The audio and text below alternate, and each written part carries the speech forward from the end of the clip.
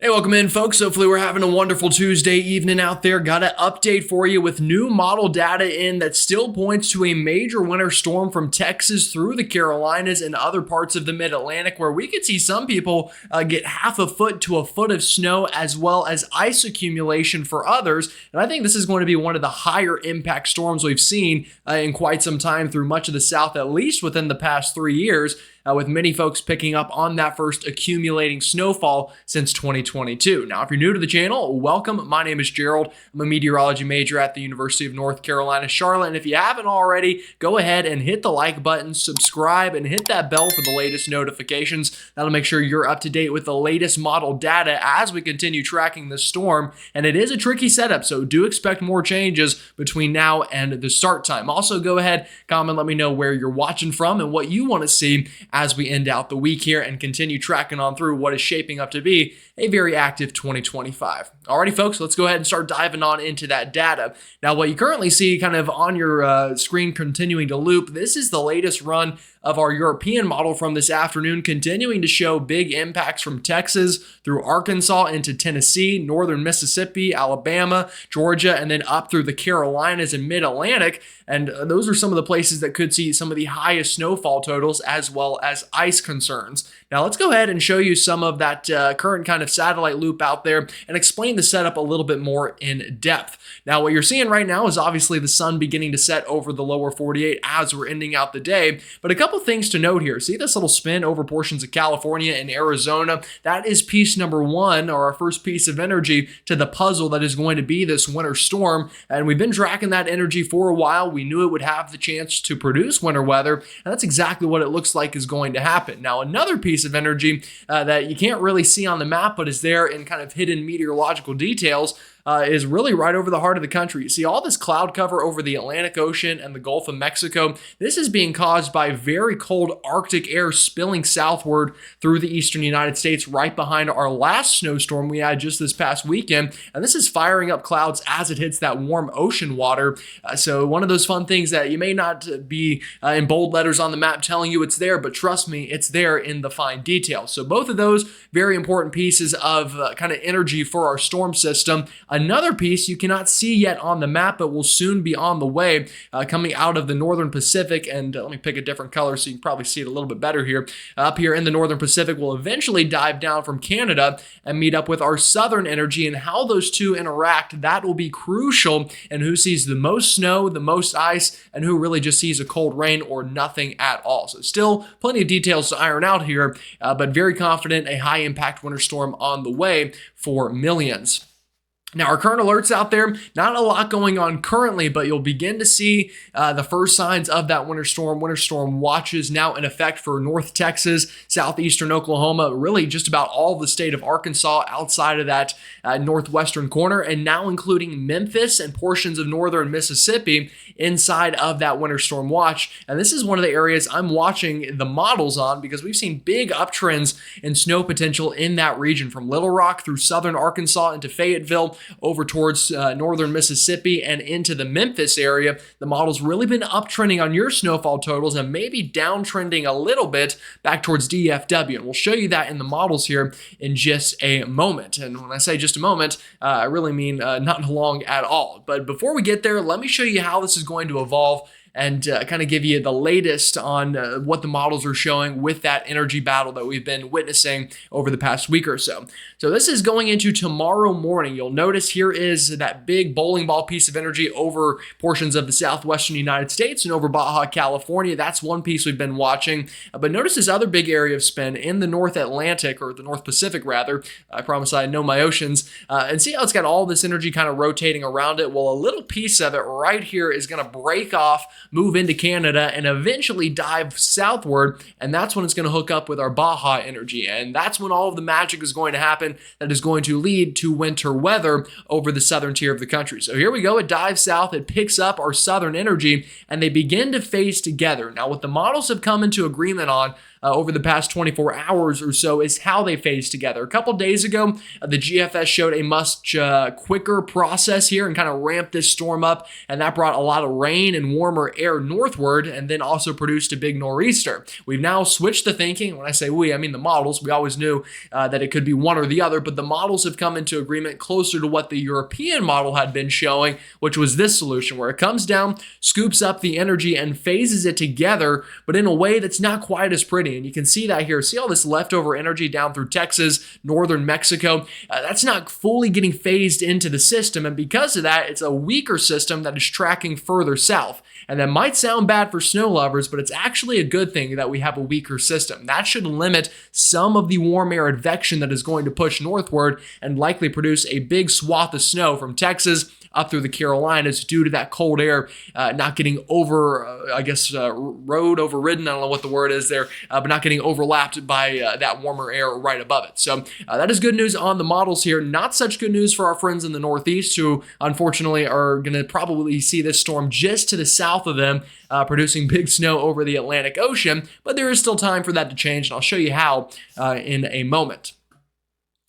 All right, let's go ahead and dive on into it. This is our latest NAM model, hot off the press this afternoon, and I think it gives an all right idea of what this storm could look like as it approaches the state of Texas. Now, the forecast has gotten a little bit trickier here than it looked a couple of days ago, or just even a day or so ago, but here we go. This is Thursday morning. You're waking up in Texas, and you're wondering, well, where's the storm? Here it comes. It's on the way. You see that ice and that snow beginning to develop back out towards the Texas Panhandle and even into the El Paso area, so trust me, the cold air is moving south. And then here we go. Thursday afternoon, the storm begins to develop. Ice moving north, snow moving north, rain overspreading the Texas coastline, and ramping up into a pretty potent winter storm here by Thursday evening. And this is where the trouble comes in the forecast. How far south does that cold air get? The models right now show it basically right over the Dallas-Fort Worth area, that kind of wintry mix line. To the north, they've been showing all snow through southern Oklahoma, through the Red River Valley, and also showing all snow into Little Rock and much of central Arkansas as we get into overnight Thursday. You can see that rain snow line setting up. Another question that the models have been kind of fighting over is how much precipitation falls. A day or two ago, they had a big shield of precipitation, kind of like you see here on this model. Recently, they've been backing off just a little bit on the amount of precipitation, but then this model, the NAM kind of brings it back a little bit. So that'll be one of the questions, is how much precipitation there is and how far south does the cold air get out here towards the southern plains. I think this model doing an all right job of showing that big shield of snow to the north, likely a little bit of a wintry mix in between that and then our rain further south towards the Houston area and through much of Louisiana. Now, I do still think we could see some icing here into northern Louisiana, in the Shreveport area and around the I-20 corridor. It's really their points north that are going to get the worst of this winter storm, with likely an all-snow event through Oklahoma and into the Little Rock metro and even much of the state of Arkansas as a whole, outside of that extreme southern bit of the state where we could run into some icy mix. Now, we'll continue this ahead into time. This is continuing into the overnight 1 a.m. Friday morning. That big shield of snow and ice continuing to work on through. And I think on the backside of the storm, as it pulls up towards portions of western Tennessee, southern Missouri, some of that cold air likely going to catch up on the backside. And if you were a wintry mix of rain in the Dallas-Fort Worth area or areas just south of there, that cold air should change it back to snow at the very end of the storm, assuming there is enough precipitation for that cold air to catch up to and change it over to snow. And then you'll see the storm continuing here early Friday morning. Heavy snow continues to fall, big, heavy, wet flakes there through much of the state of Arkansas, northern Mississippi, northern Alabama getting in on the fun, and the storm continues to work east and out of here by Friday night going on into Saturday. So that's the model. That's what it shows. I did want to show you this because there are, again, other models that don't show quite as much precipitation. Now, what I showed you just now was the NAM model. This model right here. What I'll show you next, this is the European model. You'll see still a good amount of precipitation on the map. The Canadian model, plenty of precipitation as well. The GFS model, still looking pretty good. Now, a bit drier back out into West Texas, so this will be a question mark. How far back does this snow build? That'll definitely be one question, but still looks pretty moist over Dallas-Fort Worth and much of East Texas and then through southeastern Oklahoma there. Now, another model, this is the UK Met model. You'll notice a lot less snow on the the map. Less precipitation and that cold air not quite getting as far south. The Icon model, same story. So some bickering between the models still, but I think solutions kind of like this one with the European show and with the GFS show with more precipitation should be the more realistic solutions, and that will likely bump up to at least moderate snowfall potential, even heavy potential, I think, back towards Arkansas. And you can see that on the models here. These are the ensembles. These are our Canadian ensemble members showing the bullseye of snow over southeastern Oklahoma, right into Little Rock, and even extending into the Memphis area, with some folks getting near, if not more than half a foot of snow. Would not be surprised to see those totals at all somewhere in that stretch. Kind of circled on your map, and I'll keep it circled and show you some of the other ensembles. The European ensemble, you'll notice that same area just a little bit further south, getting closer towards Dallas-Fort Worth, getting through Little Rock, Memphis, and points just a little bit south, seeing that heaviest band of snowfall. The GFS ensembles, same story, not quite as high, but closer to the Canadian on location. You kind of see that similarity there, and then the European just a tad bit south. So definitely, I think a good snow in here. Someone's going to get half a foot to 8 inches. I feel confident about that. The question now is where exactly, and I'm favoring areas right around Little Rock to Memphis. I think that corridor is likely going to cash in on the heaviest snow on this part of the map. Now, moving things ahead a little bit here, also looking at the ice potential. We'll move it all the way into time. Not as big of an icing concern as maybe we had a couple days ago, but I still think a bit of a wintry mix of some sleet, freezing rain, and snow somewhere where that rain and snow are kind of clashing, probably right over the Dallas-Fort Worth area, maybe a little bit south of there. Maybe a bit further south than the models are suggesting here, but nonetheless, we will, watch for a little bit of an ice potential out of this storm system. Now, let's move the map east a little bit and take a look at the southeast, the mid-Atlantic. Same model, the NAM, beginning to show most of the storm getting in range here, and I think does a good job at showing the potential. So this is Friday morning.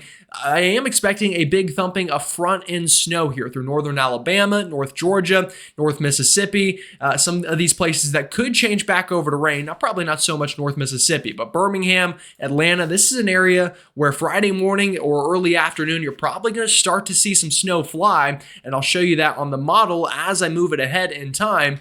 Here comes that snow, beginning to snow even in upstate South Carolina, western North Carolina, the entire state of Tennessee seeing snow by Friday afternoon, and even potentially a front-end thumping of snow into Columbia, South Carolina. Could get as far as there. Same story for Augusta. We've got snowflakes flying in Charlotte by 4 or 5 p.m. Friday evening, even snow up into Greensboro, moving towards the Raleigh area. And then here's the concern that we've had for a couple days. We'll move it one more. Notice what was a nice thumping of snow changes to sleet and freezing rain in Atlanta, getting into the southern portions of upstate South Carolina, into the Midlands, and we've got a full-blown ice storm from Atlanta to Columbia, even scooting north towards Anderson, Lawrence, southern Spartanburg County, that usual I-85 line here kind of showing its muscles here with snow to the north of the line, ice into the Midlands, and then all rain from Charleston to Savannah down into Macon on this model run. And it goes out just far enough to get us one more bit forward here in time. This would be late overnight Friday into Saturday, and you can see that ice taking over. That's a concern. Now, will it happen like this, or will it be all snow? I think Tennessee, not going to run into ice problems. Kentucky, probably not going to run into ice problems. I think even the mountains of North Carolina, this should be an all snow event, but you start getting into upstate South Carolina, up into the Triad, into the Triangle, and kind of this area in here. That's where I would be worried about that nice snow getting kind of crunched a little bit by some sleet or freezing rain. And that will really be the big question mark in the models over the next couple of days. Now, the European model, here we go, starts with the same thing. We get that front-end thumping of snow through North Alabama, Georgia, northern Georgia that is, and then much of South Carolina. And I think most of this probably would be snow on the model here from Atlanta over to Columbia. Same thing into Charlotte by the evening. What is rain here, I would expect to be snow. But the European does show the same concern. A nice snowstorm I-85 north by Friday evening, beginning to accumulate in many places, Oconee County, all the way up through Cherokee County and all points in between, but rain or maybe some ice into the Midlands, North Georgia through Atlanta, likely some rain and ice kind of mixing together here on this model. And then that rain line really gets pushed north, and what was even snow in Charlotte now changing to rain by 1 a.m. Saturday as that low is a little bit stronger and a little bit further north than maybe modeled previously, and keeps a good winter storm into the mountains and up through much of Virginia. But that icy, snowy mess along the I-85 corridor, Raleigh starts as snow, changes over to that ice, and then the storm cranks up and moves off the coastline. That's the European model. Final model I'll show you, again, new this afternoon, is our GFS American model. And here we go, Friday morning, you'll see that front end thumping of snow, a big thumping of snow on the front end on this model, Columbia. Heck, we've even got snowflakes into Florence, South Carolina, moving down even into Orangeburg, seeing some front end snow. Atlanta, big front end snow. And this would likely begin to accumulate in maybe not a big way. These are big, heavy, wet snowflakes. So not the best ratios, as we say in meteorology. This is not California or Colorado powder by any means. Classic Carolina snow here Friday afternoon. And then the evening, that warm air beginning to push north as the low approaches, that warm air advection cranking up, and we get a change over to some ice along the I-85 corridor, changing to rain through the Midlands and the Sandhills, and then gets on out of here. This is by Saturday afternoon. So all the data, all the models, what's the most likely scenario? Well, I think we do get accumulating snow in here. I feel very confident about that, especially northern Mississippi, northern Alabama, and then kind of right here through much of the state of Tennessee is going to be an area, a hotspot. In fact, I'll circle a region right into here. I think right into here, you're going to get a good 3, if I could draw a 3 to 6 inches of snow. You get the idea there, probably not the cleanest handwriting, but 3 to 6 inches of snowfall. And then areas north of there through Kentucky, probably some snow, maybe a couple inches. And then you get to the trouble part of the forecast here. And this is the European ensembles, I will add, into the upstate of South Carolina, northeast Georgia, up through Charlotte. My gut tells me this is going to be kind of a 2 to 4 inch event with mostly snow and then changing to sleet and some freezing rain and just kind of an icy mess by the end of the storm. Now, that's the European ensembles. What about the GFS ensembles? Well, folks, pretty similar. So the models are starting to lock in on this solution. Now you get south into Columbia, South Carolina, portions of North Carolina like Fayetteville, Monroe, North Carolina, Rock Hill, maybe even a little bit further south than Rock Hill, but that's an area where it's going to start as snow and then really change to ice much quicker and potentially even all-out rain by the end of the storm, and that's really going to cut down on those snowfall numbers. But nonetheless, a lot of folks are going to see their first flakes since at least 2022, and plenty of folks going to see impacts with that snow and ice sticking around on the ground for a prolonged period of the storm. Now, speaking of ice, again, same thing with the latest blend of models. Not a big signal for ice, but a signal nonetheless through North Georgia, the upstate into the Charlotte area, and back into kind of the central part of North Carolina. Now, we'll move it east a little bit so you can see the Mid-Atlantic on this map. GFS ensemble, same story. An area of good snow, I think, into the mountains of Virginia, West Virginia, down into western North Carolina. Could see the highest totals in here with 1/2 foot to 1 foot. And then you get along that messy I-85 corridor right into this region. Again, this is where I think this is going to be a classic 2 to 4 inch event. Hard to draw with a mouse, sorry, but you get the idea right there along I-85. Now you get out of there towards Raleigh, and especially points south of Raleigh, we could see a little bit more ice mixing in, could be closer to a 1 to 3 inch event there. And then you'll notice on the GFS ensembles, as shown below, you see a big uptick right along the I-95 corridor. Now I'm going to circle that area, and then I'm going to switch this to the European ensembles. And notice what happens, big drop off. So GFS, European, and I'll even show you the Canadian, European, GFS. Now, the problem is what happens after the storm gets off the coast. We feel pretty good about back here towards Tennessee, some question marks in the Carolinas, but some real question marks as we get into the Northeast. And here is why. I'll show you, well, this is the ice forecast. Let me show you this really quickly. Same idea. I already showed you in the Carolinas, maybe some light icing along and south of I-85, maybe even north of there as well. But, same map I just showed you basically. So I already discussed that.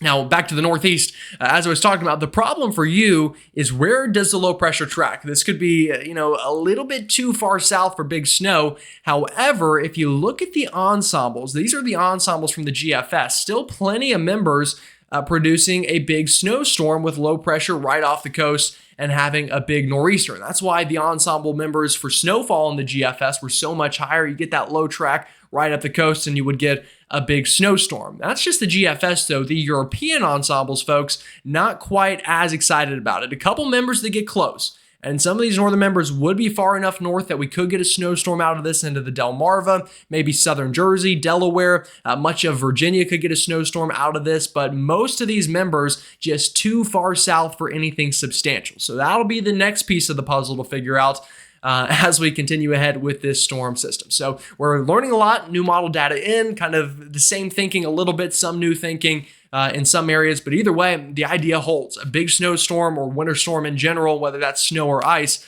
on the way for many folks from Texas up through the mid-Atlantic and potentially the Northeast. We'll keep on holding on to the potential there for now. But right now, trending down a little bit for the Northeast, trending up for everywhere else, I would say, with this storm, which I know you hate to hear, but plenty of winter left. Again, we're only the first week of January right now, so at least 2 months or so left of winter to go. Alrighty, folks, with that said, y'all have a great one. Stay safe, think snow, and I'll see you all tomorrow.